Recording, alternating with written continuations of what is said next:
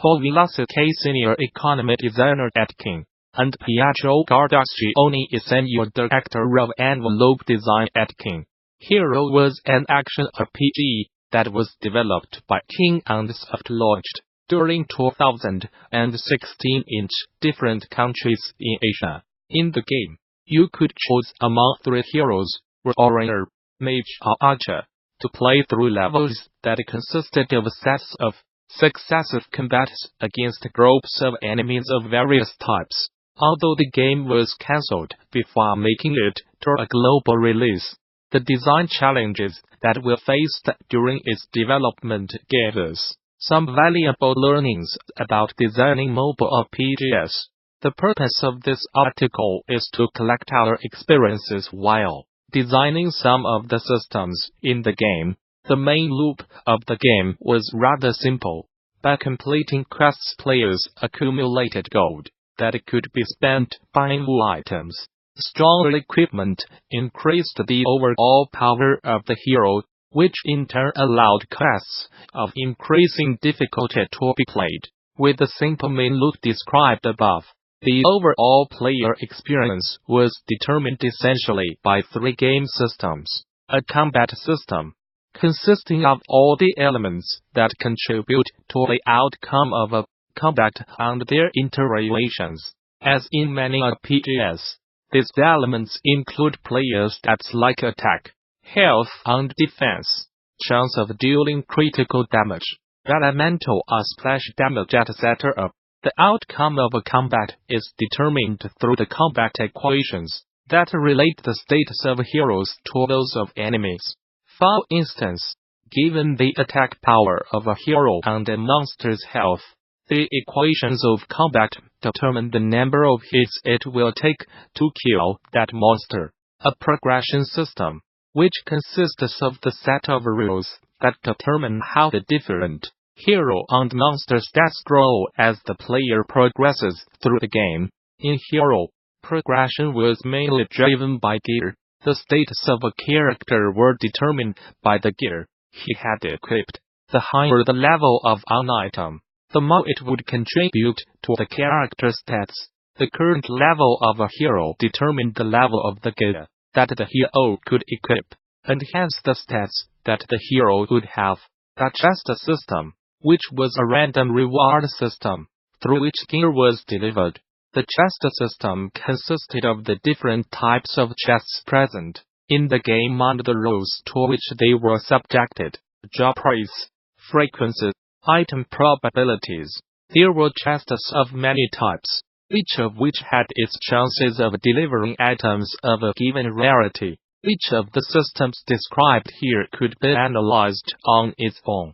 However, the three systems were highly interdependent on each other.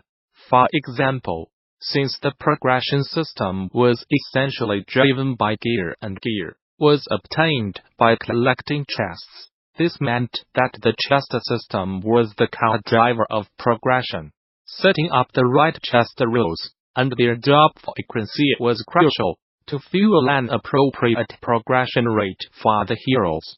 On the other hand, the progression system determined how the different hero and enemy stats scale. This in turn determined the outcomes of a combat.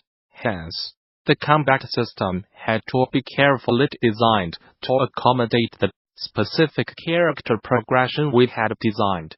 Finally, the outcome of a combat determined the chests that a player was going to get, which again connects to the progression system. Once we understood these interrelations, it became evident that we needed a way to explore the consequences on the overall player experience that arose from each game system, and its impact on the rest of the systems. We achieved this through a combination of mathematical modeling, prototyping tools, and simulations. In the following, would you like to review some of these approaches? Combat systems are at the heart of an action RPG. When a combat system is coupled to a progression system, they both need to be carefully designed to be compatible with each other. Otherwise, it is possible that a combat that seems to be balanced at some stage in the progression behaves in a completely different way at later stages. To understand this, let's consider a minimal combat system, in which a hero and a monster are characterized only by 2 states, attack and health. During combat, the hero will have to attack the monster several times, until it runs out of health and dies. The number of hits it will take for the monster to die is given by the ratio NHEAH, where is the number of hits, hit is the health of the enemy, and dot is the attack of the hero. The higher the enemy health, the larger the number of hits it will take to kill him. The stronger the hero, the smaller the number of hits it will take him to beat the enemy. Although health and attack determine the outcome of a combat, these stats are hidden to the user.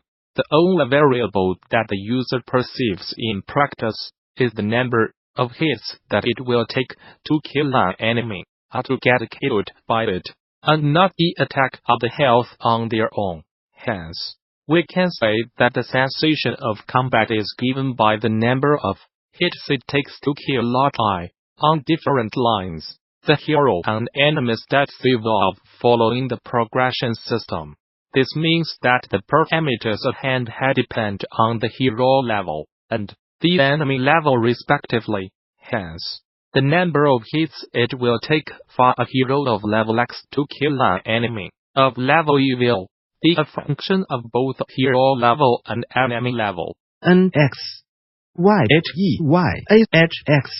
A main requirement in the design of the game was to preserve the experience of combat through the whole progression. This essentially meant that a hero of level 5 fighting a monster of level 7 would have the same combat perception as if the hero was level 65 and fought an enemy of level 67, as long as the differences in hero and enemy levels were equal. The combat experience should remain invariant. This requirement can be expressed in a mathematical way by demanding that the function giving the number of hits depends only on the difference in the levels x, y, and not on the levels themselves. NX Y NX Y. This requirement imposes strong constraints in both the progression and combat systems. For a combat equation based on the ratio between health and attack, scale invariant combat requires stats to grow at a geometric rate. This means that the functions that give the player and monster stats have an exponential form of x, exp, x, and here, y, exp, y, where a and h are the base values for the hero attack and enemy health respectively. The parameter sets the scale for the growth of stats from level to level.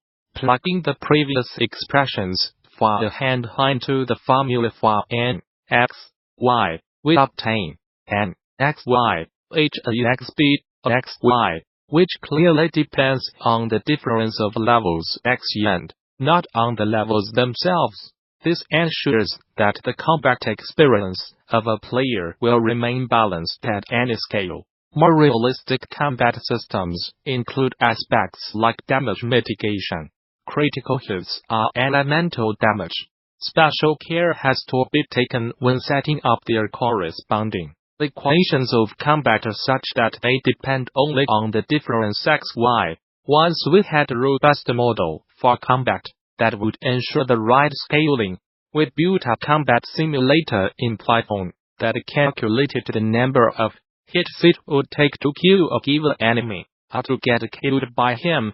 We used the tool to explore different values of the hero and enemy stats appearing in the combat equations. For each set of values, we visualized how the combat experience scaled when facing enemies of higher or lower levels.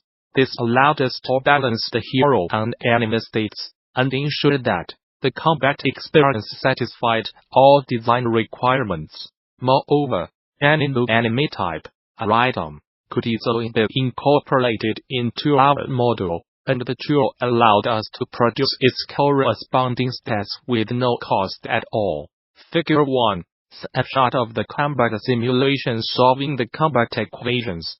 Chests were the main element of the random reward system that deliver items from an item pool with a given probability. In many games, the pacing at which players progress is determined by the inflow of items. In this case, its chests become core elements in the progression. It is then crucial to understand and control the rules of the chest system. Roughly speaking, one can think about a chest as an abstract function that maps all possible items available in a game to a probability of dropping them.